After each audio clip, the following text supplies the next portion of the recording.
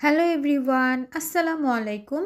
আজকের পর্বে আমি আপনাদের তৈরি করে দেখাবো ছোলা ভুনা। ঘরে থাকা সাধারণ কিছু উপকরণ দিয়ে আজকে আমি এই ছোলাটা রান্না করে দেখাবো।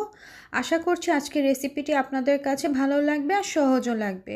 রেসিপিটি ভালো লেগে থাকে লাইক ও কমেন্ট করে আমার চ্যানেলটি সাবস্ক্রাইব করবেন।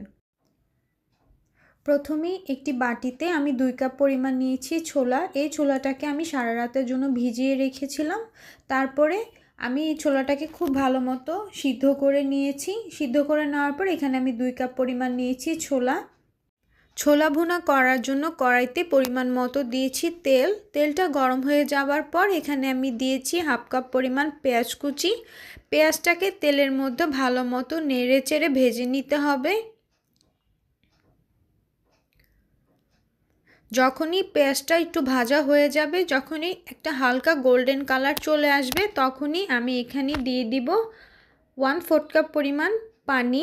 কারণ এখন আমি মশলাটা কষাবো, মশলাটা যাতে পুড়ে না যায় সেজন্য আমি এখানে 1/4 কাপ পরিমাণ পানি দিয়ে দিয়েছি। তারপর এখানে আমি দিয়েছি 1.5 চা চামচের মতো লবণ, 1 চা চামচ দিয়েছি আদা বাটা, 1 চা চামচ দিয়েছি রসুন বাটা, হাফ চা চামচ দিয়েছি হলুদের গুঁড়ো, 1.5 চা চামচ দিয়েছি আমি লাল মরিচের গুঁড়ো। ঝালটা আপনারা আপনাদের টেস্ট বুঝে দিবেন। তারপর এইখানে আমি ধনে আর জিরার গুঁড়া মিলিয়ে 1 চা চামচের মতো দিয়েছি। তারপর সবগুলো মশলা খুব ভালো মতো একটু কষিয়ে নিতে হবে। সব কিছু ভালো মতো মিক্স করা হয়ে গেলে ঢাকনা দিয়ে এই মশলাটাকে আমি 2 থেকে 3 মিনিটের মতো কষিয়ে নিব, যাতে মশলার কাঁচা গন্ধটা চলে যায়। 2 থেকে 3 মিনিট পর আমি ঢাকনাটা উঠিয়ে নিয়েছি। দেখতেই পাচ্ছেন আমার মশলাটা খুব ভালো মতো কষানো হয়ে গিয়েছে, তেলটাও খুব সুন্দর মতো উপরে ভেসে গেছে। এখন এই মশলার মধ্যে আগে থেকে সিদ্ধ করে রাখা বুটটা আমি দিয়ে দিব। এখন এই মশলার মধ্যে বুটটাকে খুব ভালো মতো একটু নেড়েচেড়ে মিশিয়ে নিতে হবে। মোট কথা এই মশলার মধ্যেই বুটটাকে আমি কিছুটা সময়ের জন্য একটু ভুনে নিব।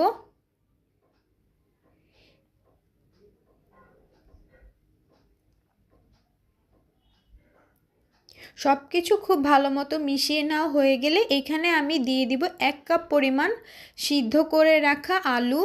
আলুটাকে আমি হাত দিয়ে একটু ম্যাশ করে দিয়েছি। আপনারা চাইলে চৌকো করে কেটেও দিতে পারেন, তবে এইভাবে করে আলুটা দিলে বুটটা অনেকটাই পরিমাণ মাখা মাখা হয়ে থাকে, যেটা খেতে আমার কাছে অনেক বেশি ভালো লাগে। তারপরে বুটের সাথে সব কিছু খুব ভালো মতো একটু নেড়েচেড়ে আমি মিশিয়ে দিব।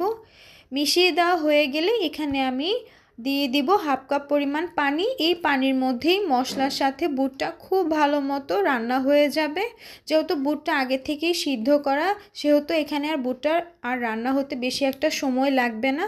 তারপর সব কিছু খুব ভালো মতো নেড়েচেড়ে মিক্স করে দিয়ে ঢাকনা দিয়ে আমি 5 থেকে 6 মিনিটের মতো এই বুটটাকে একটু রান্না করে নিব। আর এরই মাঝে আমার বুটটা কিন্তু রান্না হয়ে যাবে।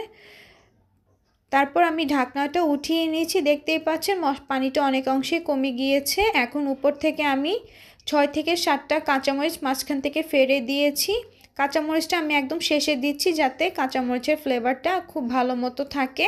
তারপর সব কিছু ভালো মতো নেড়েচেড়ে মিশিয়ে নিলেই কিন্তু আমার বুটটা একদমই রান্না হয়ে যাবে। তো চুলা থেকে নামানোর আগে আমি উপর থেকে বেশি করে ফ্রেশ ধনেপাতা কুচি দিয়ে দিব। এই ধনেপাতা কুচিটা দিলে বুটের ফ্লেভারটা আরও অনেক বেশি ভালো আসে। তারপর সব কিছু ভালো মতো নেড়েচেড়ে মিক্স করে দিলেই কিন্তু বুট ভুনাটা একদম তৈরি হয়ে যাবে। আশা করছি দেখেই বুঝতে পারছেন বুট ভুনাটা কতটা বেশি লোভনীয় হয়েছে। তো ব্যাস, তৈরি হয়ে গেল অসম্ভব মজাদার ছোলা বুট ভুনা। আসছে রমজানে আপনারা চাইলে একবার হলো এভাবে করে বাসায় ট্রাই করে দেখতে পারেন। আশা করছি আপনাদের কাছে রেসিপিটি ভালো লাগবে। যদি রেসিপিটি ভালো লেগে থাকে লাইক ও কমেন্ট করে আমার চ্যানেলটি সাবস্ক্রাইব করবেন। সবাই ভালো থাকবেন। আল্লাহ হাফেজ।